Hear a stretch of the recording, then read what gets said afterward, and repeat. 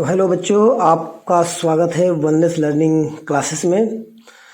आज हम जो है कि सीखेंगे 10वीं का पहला जो है लेसन है यूक्लिड विभाजन प्रमेय का। उसके सूत्र के बारे में पहले हम जानेंगे, पहले सीखेंगे कि वो किस तरह से इस पे काम करता है और कैसे हम इसको प्रेजेंट करते हैं, कैसे इसको दिखाते हैं।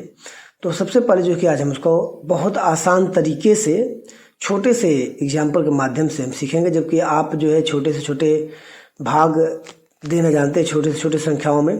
तो इस प्रकार से देखें, यहाँ पर जो है कि भागफल यदि हम देखें 25 है, 25 में 3 से हम भाग दे रहे हैं, तब यहाँ क्या हो जाएगा, 3 बटे 24 हो जाएगा। शेषफल कितना बच जाता है, 1 बच जाता है। ठीक है।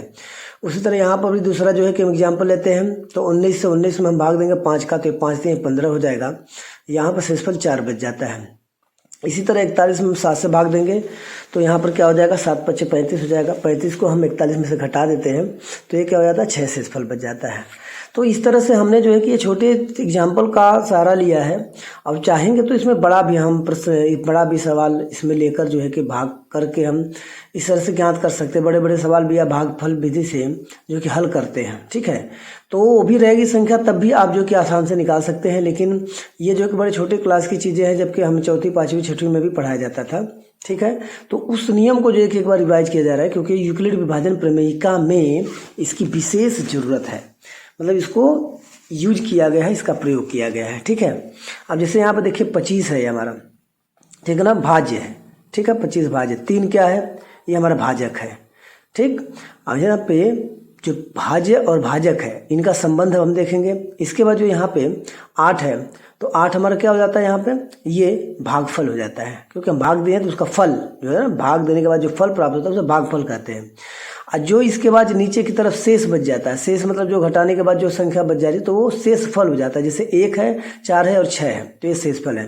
तो भाज्य, भाजक, भागफल और शेषफल का क्या संबंध होता है, तो उसके बारे में पढ़ेंगे। वही यूक्लिड विभाजन प्रमेयिका में आएगी, इसका संबंध है, इसलिए आपको इसके बारे में बताया जा रहा है। देखिए पहले में आपका ये भाज्य है, भाज्य हम लिखेंगे यहाँ पे, भाज्य का बराबर इसके बाद चिन्ह लगा देंगे।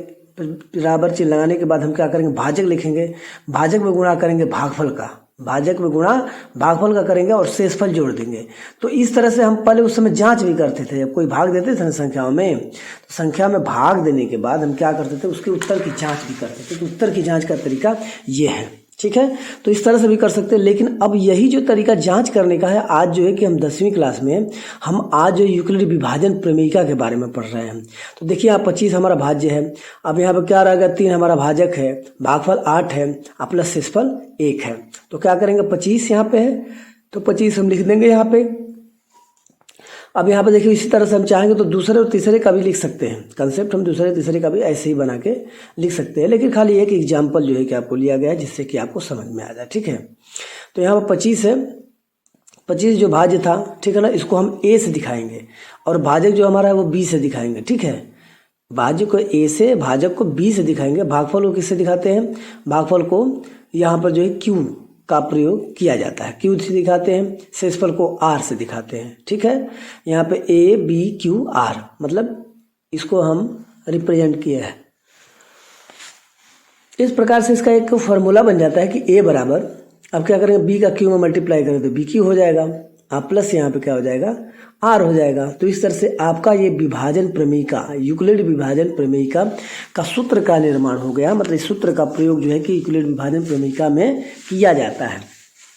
जबकि ये हम हिंदी में ही जानते थे, भाज्य बराबर भाजक गुणे भागफल प्लस शेषफल, है ना, ये हम जानते थे। लेकिन अब जो है कि यूक्लिड प्रमेयिका विभाजन में इसका सूत्र का बहुत ज़्यादा से ज़्यादा प्रयोग है, और उस विधि से इसमें सॉल्यूशन है, जो हम आज बहुत आसान तरीके से छोटे से एग्जाम्पल के माध्यम से यहाँ पर सीख रहे हैं। ठीक है।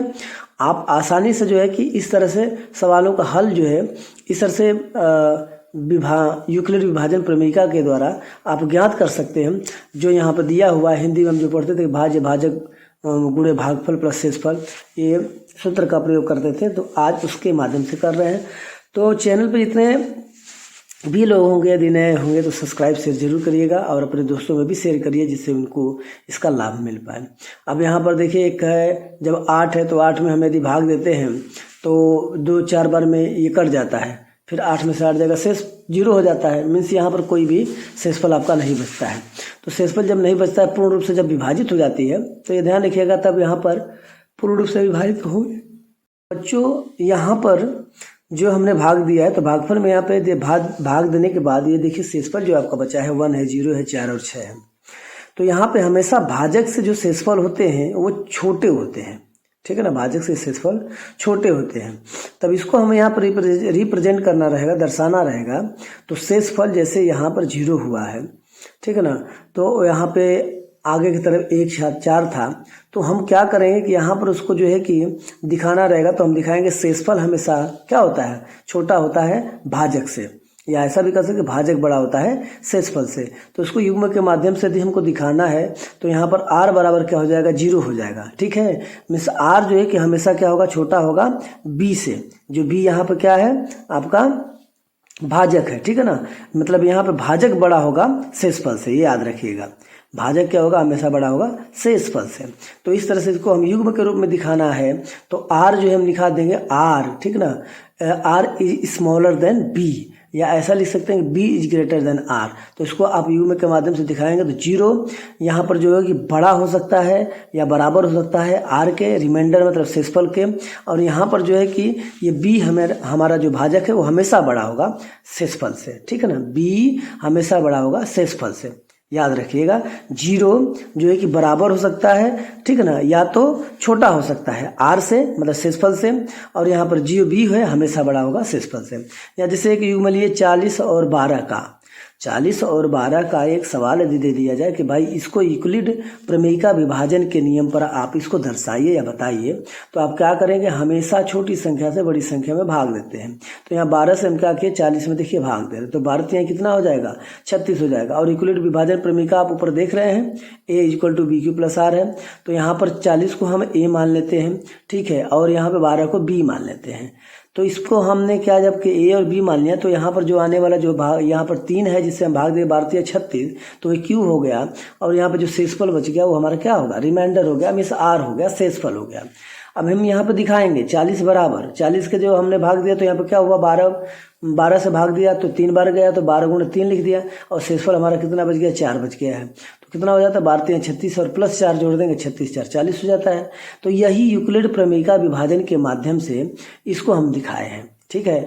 इसी तरह जब आप दो सवाल लेते हैं, 2 उसमें अंक लेते हैं, 2 अंक लेते हैं या 3 अंक लेते हैं, और जब उसमें विभाजित आप करते हैं, तो विभाजन के बाद जो है कि इस तरह से इस प्रक्रिया के जरिए, इस माध्यम से आप जो है यहाँ पर जो है कि आप a = bq, ठीक है ना, +r के माध्यम से दिखा सकते हैं। और जबकि प्रमेय नंबर 2.0 की यूक्लिड विभाजन प्रमेयिका में ये आपको सूत्र ये दिया हुआ है कि a और b 2 धनात्मक पूर्णांक हो, तो इनका जो है कि a = bq+r, मतलब इस तरह से हम ऐसे सवाल बहुत सारे हल कर सकते हैं। आगे हम एक्सरसाइज में इसको